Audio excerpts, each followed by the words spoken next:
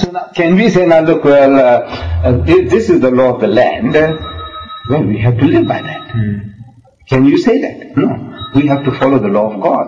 Yeah, that's right. I mean, if you are forced into a situation, where the guy is now sitting with a, because I have come across Mormons who have been expelled from the church. I was in Canada, in Toronto, and I was watching one of your TV programs from across from America, and the program was about polygamy. And one Mormon came, and he says he had 8 wives, and all his wives were there with him. And he's very happy, and the wives are happy. See, he's had 8 wives, and they're all happy. So, and he says, each and every one of these women that he had as wives, they were not married before. In other words, men, they were like waiting on the shelf. Maybe they had sex, illicit sex, but they were not married at all. So each and every one, as if, he were married virgins, as if, 8 wives. Then one woman from the audience, a bit plumpy woman, she says, what are my chances? She says, well, madam, you give me your address and I will contact you as well. Of course, Islam would say, no, 4 is the limit. He says, all these women are happy. They are happy. And I believe that. They are happy. Because instead of sitting, being on the shelf and being a common target for every Tom, Dick and Harry, everybody wants to go to bed with you. Everybody wants to. You rather say, look, man, I'm a married woman. This is my husband. I'm satisfied. Please, don't interfere with me. Right? It's a more healthier situation.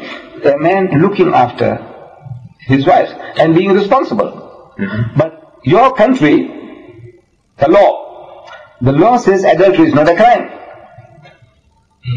Basically, yeah. Adultery is not a crime.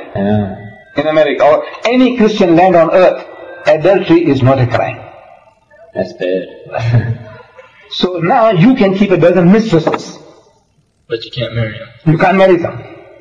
You are permitted by law to beget a dozen bastard children every year.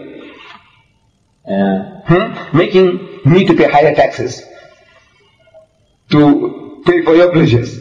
You go along and plant wild oats, and I pay higher taxes for that. I want to know whether that is fair. But now your law says that's okay. This is shooting each other's backside is okay if you are both willing partners. But having a second wife, you go to jail. That's true. No, I want to know now the thinking. This is now, is your thinking right? That the most unnatural thing, shooting each other's ass, that is valid, that is permitted, but a man and a woman in lawful matrimony, both become, says, look, I'll take a vow, I'll be faithful to you. And the man says, look, I'll look after you and your children. Make the guy responsible. The law says, no, you don't make him responsible. That's crazy. So now you are the guys who voted that fellow into power. Clinton. Who voted him into power? The average American. People, including the Mormons.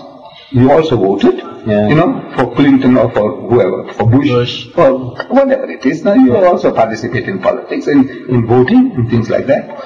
So actually, the people voted that fellow into power. Who makes the laws? And the laws are the laws against your common sense. And against your needs. 7.8 million women to start with. No husbands. So they become lesbians, and they literally go to the dogs. In America, when I was there on my lecture tour, I do deliver lectures on comparative religion, you see. At question time, one young man is asking me about, he makes a big joke about having more than one wife. I got only one.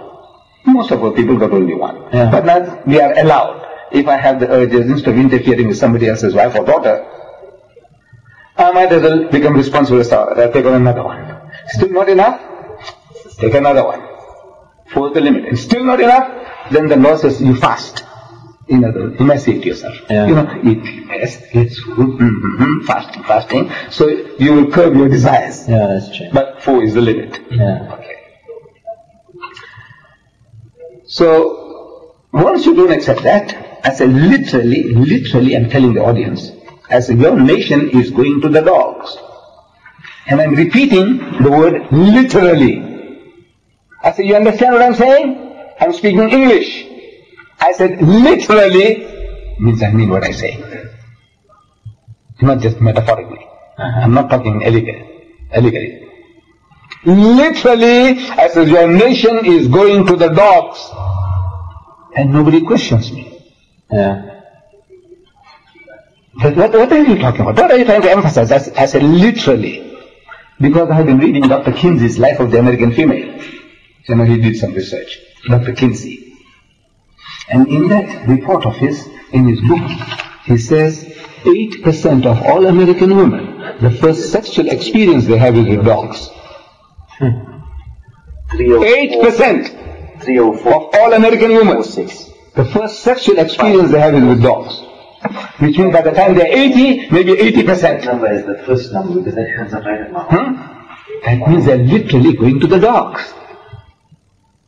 Then Master and Johnson, I've got it here, another American book, talks about zoophilia with animals. You know, with dogs and whatnot. What? This nation now, you know, we look up to the American nation. The whole world is looking up to it.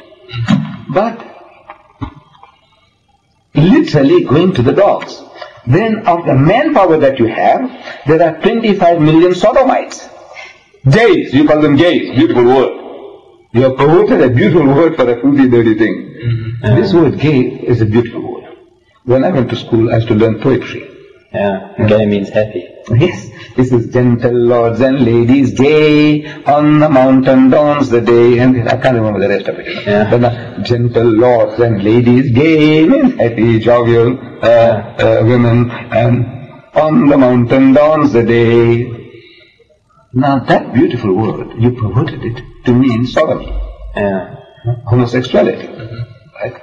So another 25 million women can't get husbands. First you start with 7.8. If everybody got married, which is not going to happen, never happens, can never happen. Because man gets cold feet for so many different reasons. You know, like you are a young man. I say, are you married? You said, no. I said, why aren't you married? He said, no, if I come across the right girl. I said, come, I'll show you the so-and-so's daughter. No, good family and good girl. Maybe Mormons. I said, come. He says, yes. But when it comes to the crunch, somehow you have an excuse, but you know your reason. You know, that you might not make the grade, what or what not, whatever it is, but for some reason you back out. Man gets cold feet for so many different reasons. A woman, even if she's frigid, she doesn't mind having a husband, somebody to give her protection, and her livelihood, food and shelter. She doesn't mind, even if she's frigid. But man gets cold feet. So now you start with 7.8 million women who can't get husbands, then another 25 million women can't get husbands because they are shooting each other's ass. The bastards. Then your prison population. 98% are males.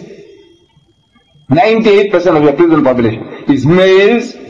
So your problem is getting compounded. And your prophet, Joseph Smith and Brigham Young, they set you an example.